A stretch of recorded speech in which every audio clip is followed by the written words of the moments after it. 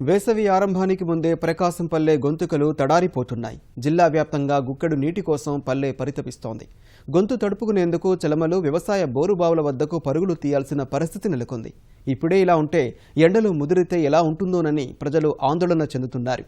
పరిస్థితిని చక్కదిద్దాలని వేడుకుంటున్నారు.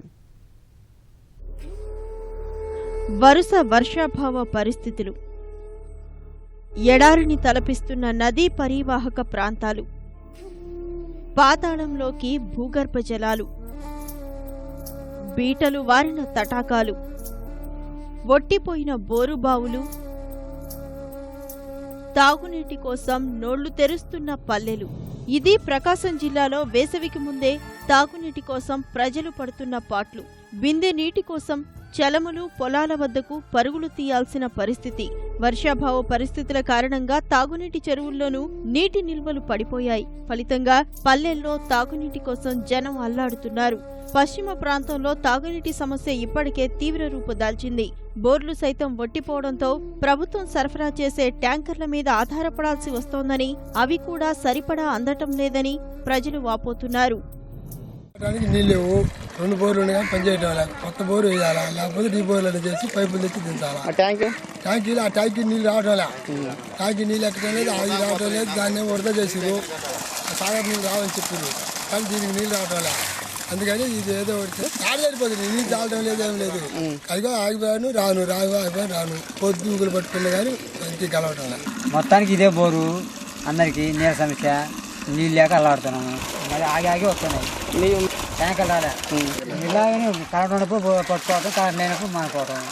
మాకు ఇదే నీళ్ళు అన్నా, ఇదే కరువు అయిపోయినాయి. పని మానుకొని నీళ్ళ కాడు ఉంటున్నాయి, నీళ్ళు చాలట్లే. ట్యాంకీలు అన్నా లేకపోతే బోర్ అన్నా వేసేయాలి.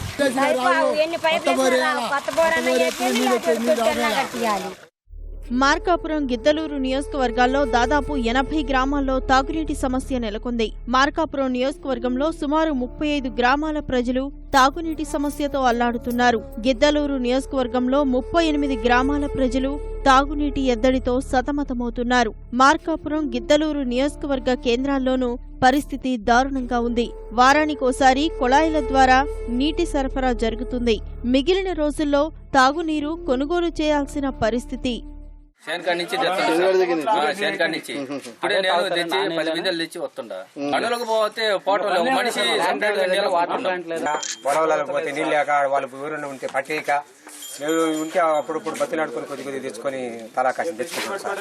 గొడ్లు ఏమో ఎక్కువ ఉండే అందరికి, వాటిని అమ్ముదామని కొనుగోలు లేకపోయా, మేతలు లేకపోయా, మేతలు కూడా కరువు అయిపోయింది సార్. పొలంలో అంతా ఎండిపోయి ఈ నీళ్ళు లేని ఘోరంలో అది ఒకటి చాలా ఇబ్బంది సార్. పొలానికి నీళ్లు 10 బిందెలు వస్తాయి, ఎక్కువ రావడం తలా 4 బిందెలు పట్టుకుంటాం. ఎన్ని రోజులకు ఒకసారి? 4 రోజులకు ఒకసారి.